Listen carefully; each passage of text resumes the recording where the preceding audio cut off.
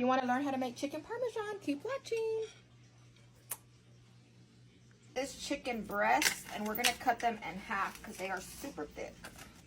Thicker than a Snicker.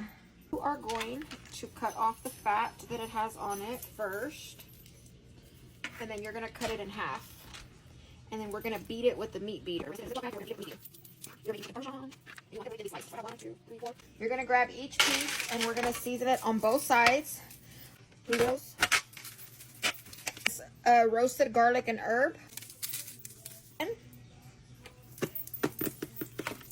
We're going to put garlic powder.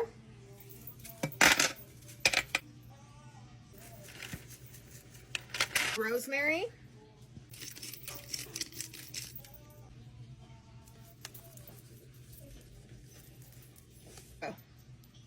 Make sure you're seasoning both sides and salt. Make sure you're putting it on both sides, guys.